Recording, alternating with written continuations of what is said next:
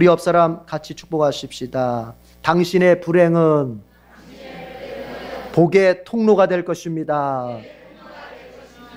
아멘.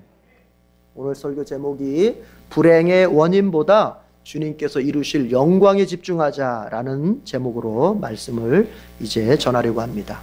여러분, 불행의 원인보다 주님께서 그것을 통해서 이루실 일에 집중하는 그 믿음이 오늘 말씀을 듣는 동안 생기고, 말씀을 다 들었을 때는 내가 정말로 오히려 주님께서 이루실 그 미래에 나의 눈이 가 있는 그런 성도가 되기를 축복합니다. 신학자 폴 틸리라고 하는 사람이 아주 참 은혜스럽고도 멋진 말을 했습니다.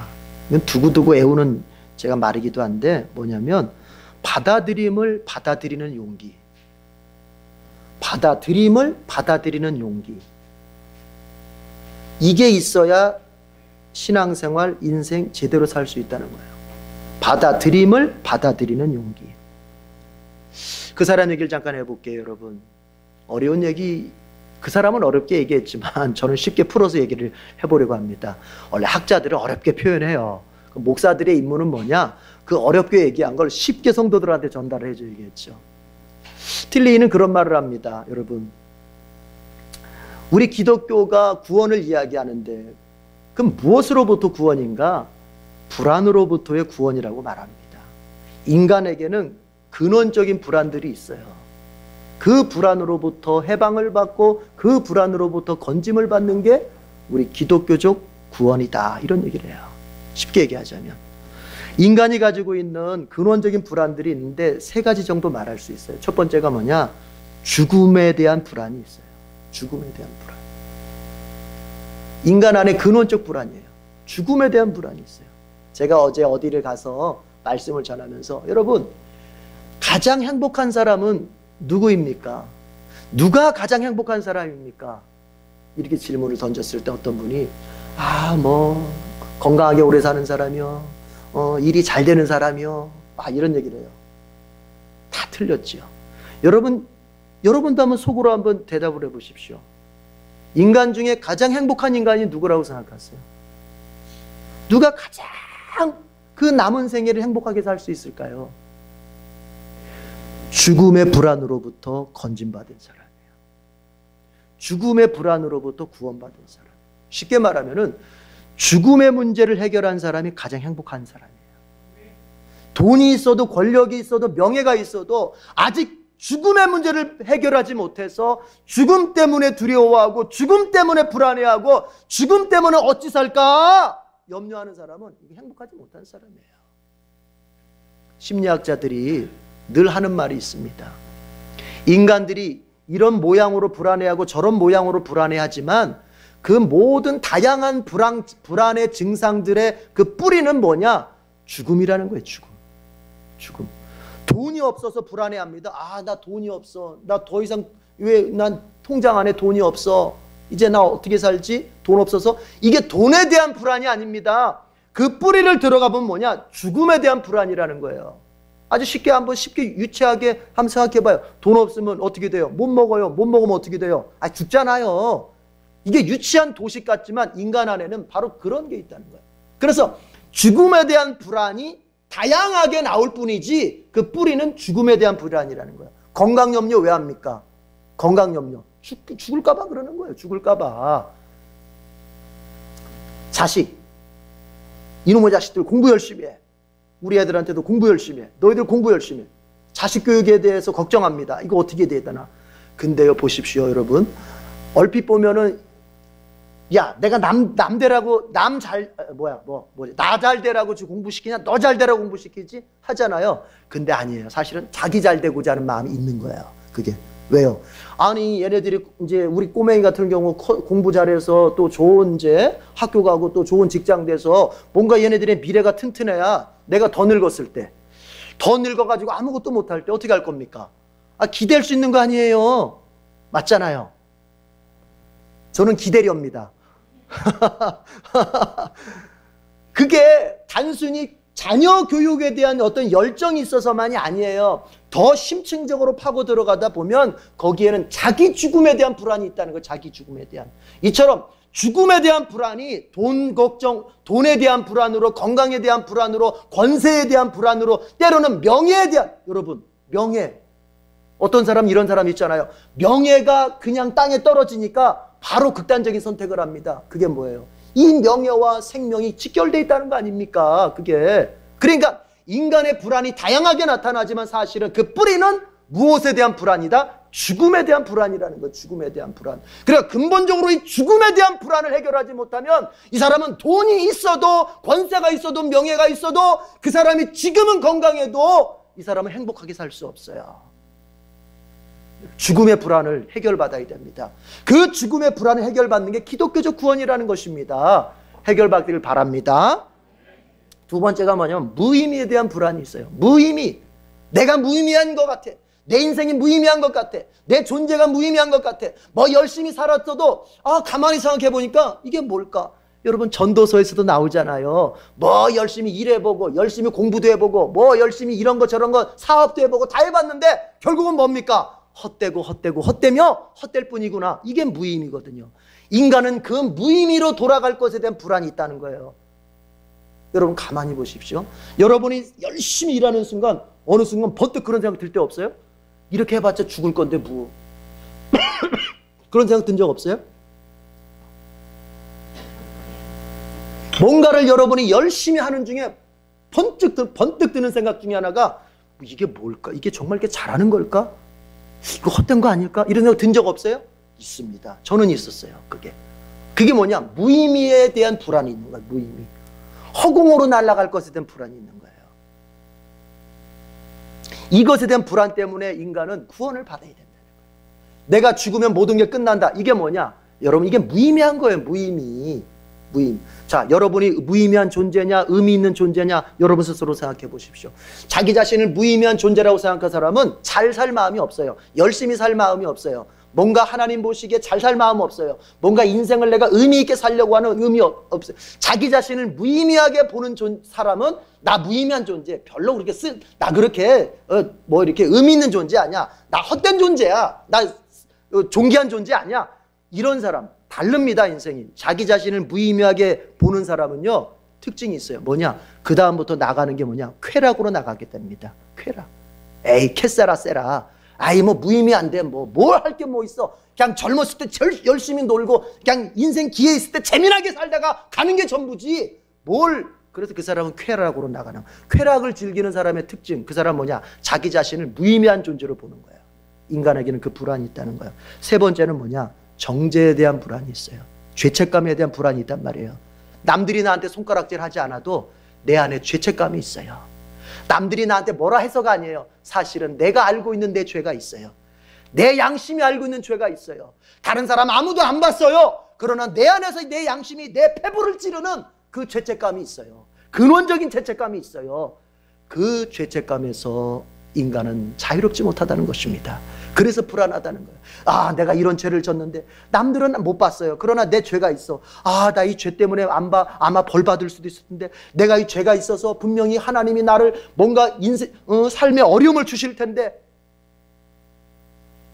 내가 이런 죄를 졌기 때문에 분명히 주님이 나를 치실 텐데 이런 불안이 있단 말이에요. 불안이.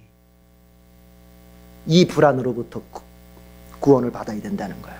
그런데 이런 근원적인 불안과 현실적인 불안으로부터 구원받고 해방되는 길이 뭐냐? 바로 받아들임을 받아들이는 용기라는 거예요. 받아들임을 받아들이는 용기. 무슨 말이냐? 여러분 이제 풀어봅시다. 받아들임이라고 하는 건 뭐냐? 쉽게 가면 이런 겁니다. 주님께서 나를 받아들이셨다고 하는 것을 내가 받아들일 수 있는 용기를 말하는 거예요. 주님이 나를 받아들이셨습니다. 은혜로 나를 받아들이셨습니다. 아멘 한 사람 나오네. 야, 안 믿으시는군요.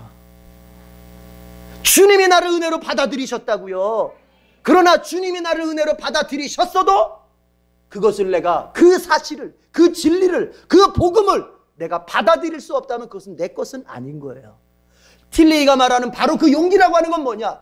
나의 부족함, 나의 죄책감, 나의 연약함, 아직도 이렇게 한참 죄성을 가지고 있고 부족하고 연약하지만 이런 연약함에도 불구하고 예수 그리스도 안에서 나를 받아주신 그 복음을, 나를 받아주셨다고 하는 그 사실을 내가 받아들일 수 있는 마음이 있어야 된다는 거예요.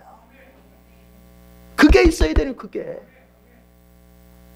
있을 때 구원이 일어난다는 것입니다. 그러면 이거는 받아들임을 받아들이는 용기라고 하는 것을 아주 쉽게 얘기하면 저는 이렇게 해석합니다. 그게 바로 믿음이에요. 우리가 소위 말하는 믿음이라는 거예요. 믿음.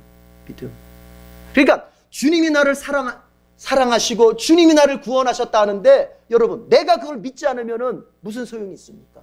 주님이 나를 사랑해서 자기의 독생자까지 십자가에 내어주면서 그 사랑을 그렇게 표현하고 그렇게 우리한테 보여줬다는데, 그걸 내가 믿지 않으면, 받아들이지 않으면 그것이 나에게 무슨 유익이 있습니까? 틸리는 그 얘기를 하는 거예요. 그걸 받아들일 수 있는 용기.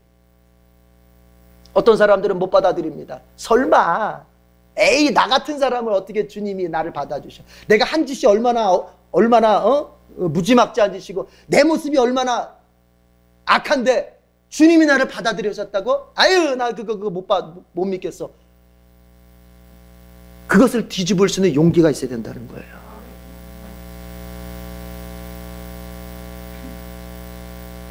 탕자가 돌아왔잖아요. 탕자가 돌아올 때 아버지가 어떻게 합니까? 아버지가 달려가서 그 아들을 맞아줍니다. 그때 만약에 탕자가 이렇게 했다고 생각해봐요.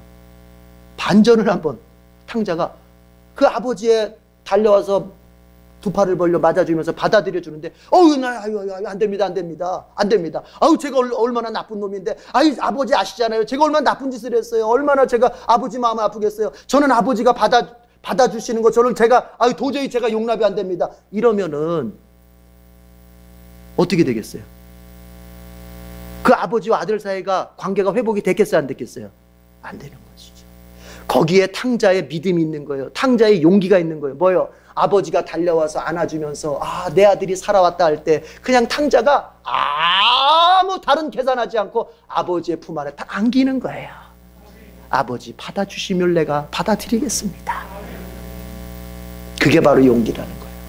주님이 여러분을 사랑하십니다. 그거를 믿을 수 있는 용기.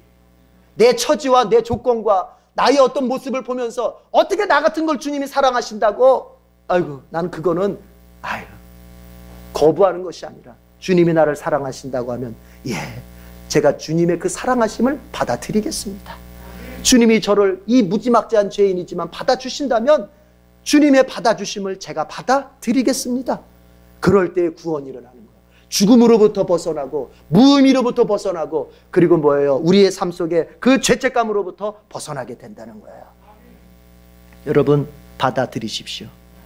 믿음은 받아들이는 것입니다. 하나님이 나에게 베푸신 사랑을 받아들이십시오.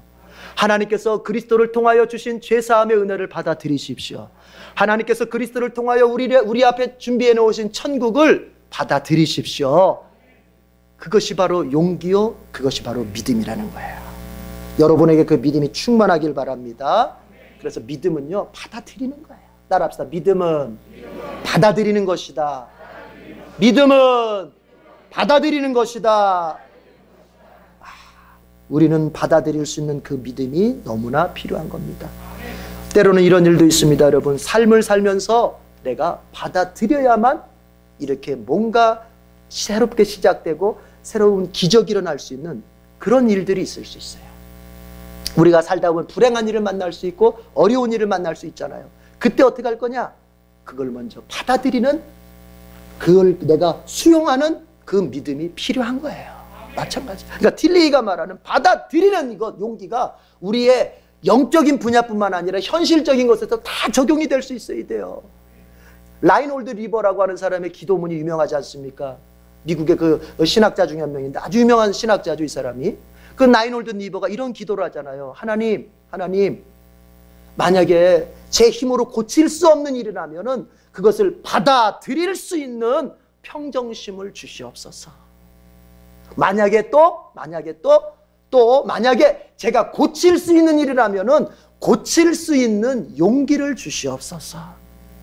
그리고 이제 이렇게 마지막 기도를 하죠. 주님, 제가 받아들여야 할 것인지 고쳐야 할 것인지를 구별해낼 수 있는 지혜를 주시옵소서. 그 기도문은 너무 유명한, 마음에 항상 새깁니다. 여러분, 그렇습니다.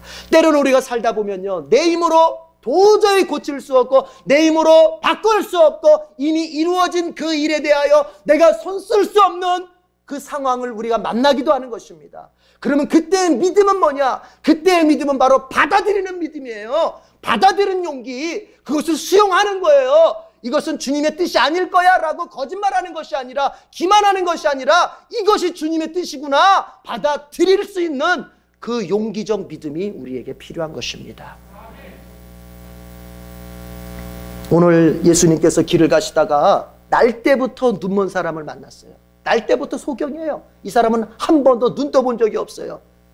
그 사람 앞을 지나가는 거예요. 그때 제자들이 예수님께 이제 묻습니다. 예수님, 이 사람이 이제 날 때부터 소경이라는데, 그러면 이 사람이 날 때부터 소경된 이 불행이 이 사람 죄 때문입니까? 이 사람 부모 죄 때문입니까? 그러니까 제자들이 기대한 것은 뭐냐면, 누구의 죄 때문이야? 이걸 기대했겠죠. 그때 예수님께서 여러분 완전히 획기적인 대답을 하시는 거예요. 완전히 획기적인 대답. 그게 뭐냐? 3절 다 같이 읽어봐요. 3절 다 같이, 3절 다 같이 시작. 예수께서 대답하셨다. 이 사람이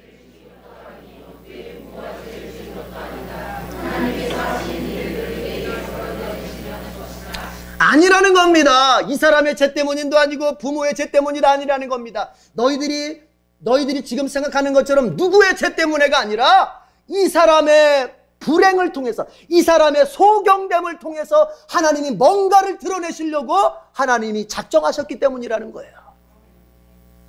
여러분, 이 당시 사람들은 누가 장애를 얻거나 누가 어려움을 당하면 죄 때문이라고 하는 이런 인과응보 사상에 딱 이 틀이 있는 거예요.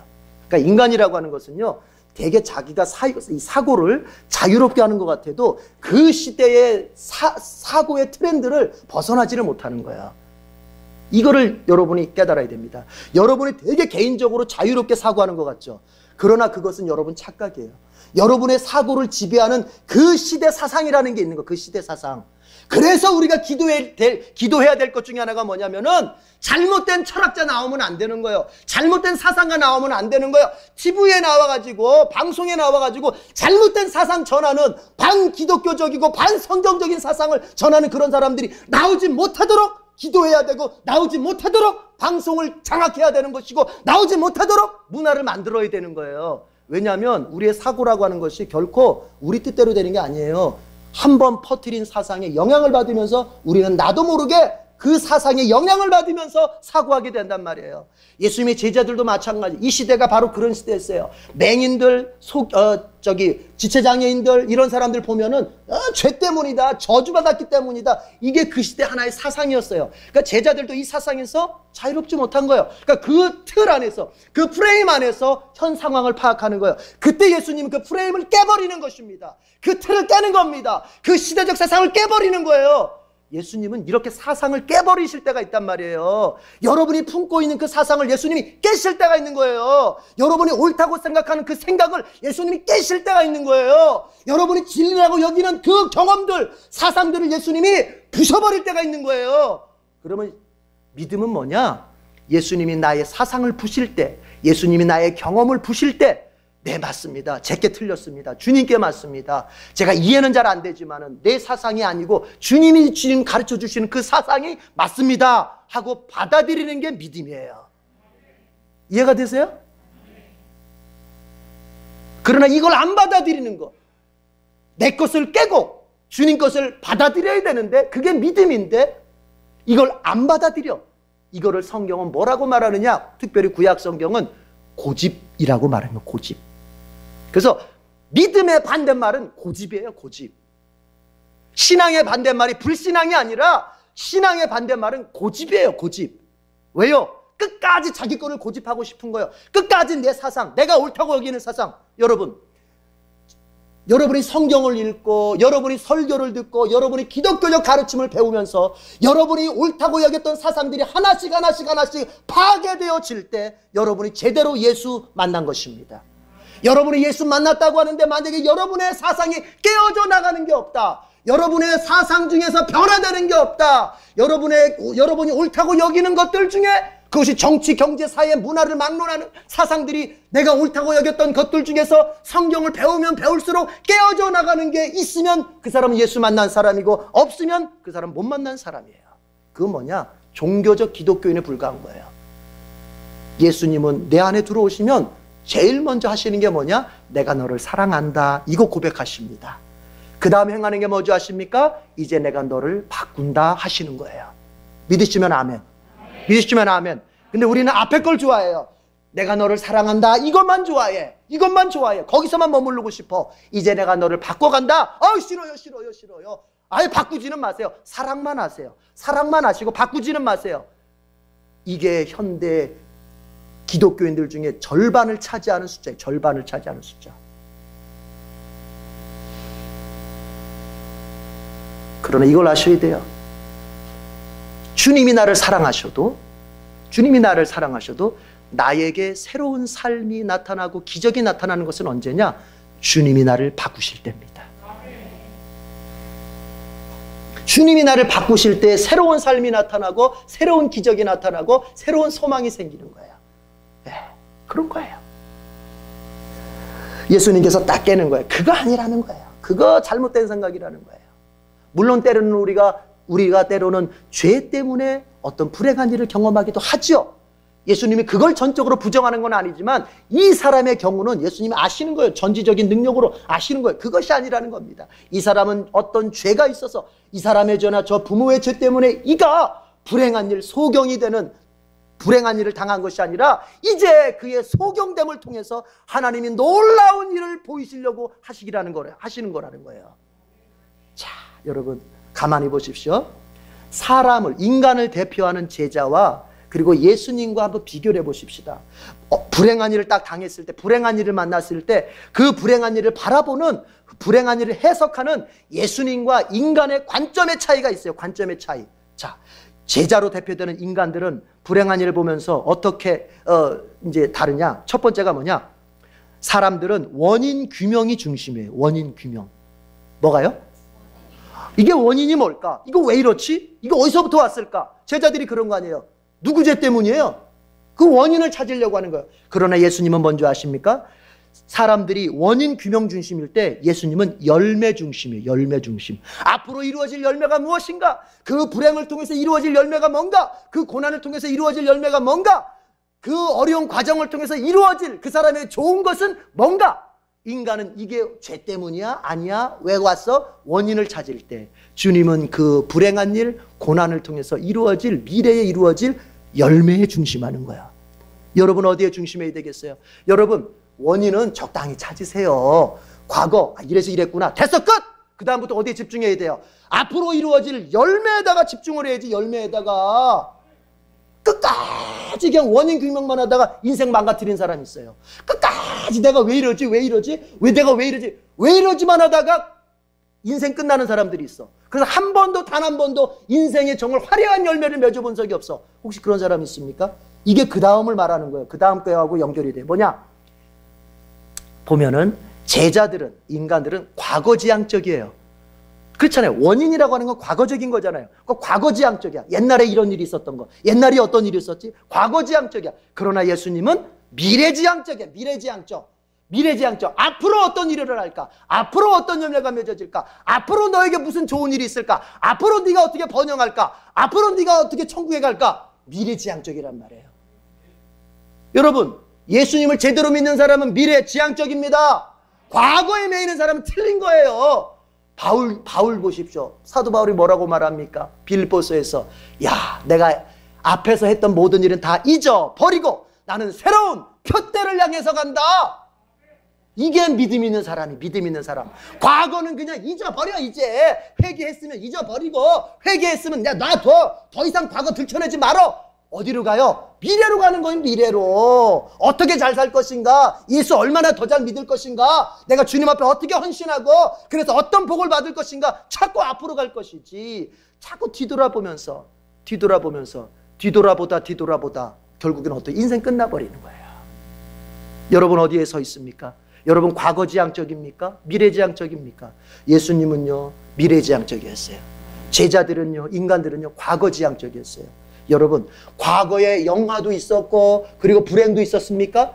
영화는 영화대로 잊어버리시고 불행은 불행대로 잊어버리십시오. 자랑할 것도 없고 낙심할 것도 없습니다. 그냥 그것은 이제 과거예요. 내가 건드릴 수 없어요. 그것은 하나님의 영역이에요. 하나님의 영역. 이제 그 처리는 하나님이 알아서 하시는 거예요. 우리는 어디에 집중해야 돼요? 미래에 가야 돼요. 미래. 소망. 우리가 가야 할 방향, 거기로 가야 되는 거예요. 또 하나는 뭐냐?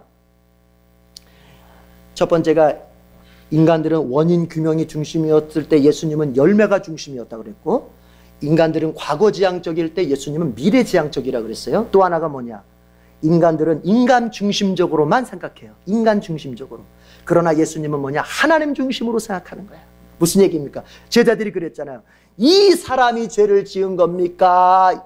그의 부모가 죄를 지은 겁니까? 지금 불행한 일을 경험했습니다. 불행한 일을, 소경이 되는 불행한 일을 경험했습니다. 근데 이 원인을 찾는데 인간 중심적으로만 생각하는 거예요. 이 사람이 어떻게 했느냐? 이 사람이 어떤 삶을 살았느냐? 이 사람이. 그러나 예수님께서 뭐라고 말씀하세요? 자, 입 다물어. 그거 아니야. 하나님께서 하시는 일, 즉 누굽니까? 예수님은 지금 우리의 그 사람의 초점을 어디로 옮기고 있어요? 인간에서 어디로 옮기고 있어요? 하나님으로 옮기고 있는 거. 하나님으로. 하나님을 생각하라는 거예요. 하나님을 바라보라는 거예요. 하나님이 하실 일을 생각하라는 거예요. 하나님이 하실 일을 바라보라는 거예요. 그러니까 초점이 어디로 가 있어요? 하나님으로 가 있는 거예요. 믿음이 있다고 말하면서 이 생각의 테두리를 인간 중심에서 벗어나지 못한 사람들이 있어요. 그 인본주의 신앙이 인본주의 신앙. 그런 사람들은 늘 뭘 계산할 수밖에 없어요. 계산. 그래서 계산해가지고 내 이성에 합당하면 믿음의 길을 선택하고 내 이성에 합당하지 않으면 이성의 길을 선택하지 않는 거예요. 이 사람은 인간 중심적 신앙을 하는 거예요. 이 사람은 믿음이 없는 거예요. 사실은 믿음이 없는 거예요. 예수님은 보세요. 하나님께 초점 맞추고 있어요. 비록 이 사람이 지금 불행한 일을 경험하고 있지만 하나님께서 이에게 좋은 일을 행하실 거라는 거예요. 하나님께서 이 사람에게 놀라운 기적을 보여주실 거라는 거예요. 여러분, 불행한 일을 당하고 있습니까? 이제 보십시다. 여러분은 여러분 중심, 인간 중심, 나 중심으로 불행한 일을 해석하고 있습니까? 하나님 중심으로 그 불행한 일을 해석하고 있습니까? 그 얘기예요. 그 얘기. 나 중심으로 불행한 일을 해석한 사람은 두려움밖에 없는 거예요. 낙심밖에 없는 거예요. 절망밖에 없는 거예요. 이제 할 일은 뭐예요? 그냥 모든 일을 포기하는 것밖에 안 남았어요.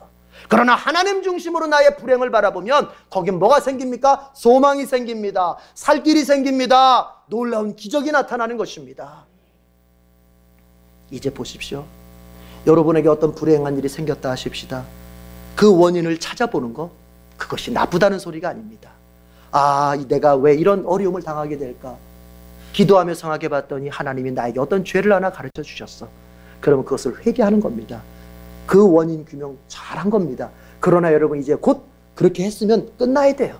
그 다음엔 뭐예요? 이 불행한 일을 하나님께서 놀랍도록 역사하셔서 나에게 가장 좋은 열매로 바꿔주실 것이다. 앞으로 나에게 기적을 일으켜 좋은 열매가 되게 하실 것이다. 나는 못하지만, 나는 부족하지만 하나님이 역사하셔서 이 불행을 바꿔서 좋은 일이 되게 하실 것이다. 이 믿음으로 나아가야 된다는 거예요. 여러분, 이제 우리는 마음에 큰 각오를 해야 됩니다. 우리 살다 보면은 어려운 일을 분명히 당할 것입니다. 지금도 당하신 분도 있을 겁니다. 질병으로 당하시는 분도 있고, 물질적으로 당하신 분도 있고, 어떤 인간관계적인 면에서, 가족관계적인 면에서, 직장으로, 여러분 개개인의 각각의 문제로 지금 어려움을 당하면서 꼼짝달싹 못할 그런 어떤 불안과 두려움에 휩싸여 있을 수도 있습니다. 그러나 이제 그것을 어떻게 바라봐야 되겠습니까? 여러분, 열매 중심으로 바라보십시오. 미래지향적으로 바라보십시오. 하나님 중심으로 바라보십시오. 종합하면 그 불행 속에서 하나님이 역사하심으로 말미암아 미래에 좋은 열매가 되도록 이루어 주실 것입니다. 이 믿음으로 사시는 성도 되길 바랍니다.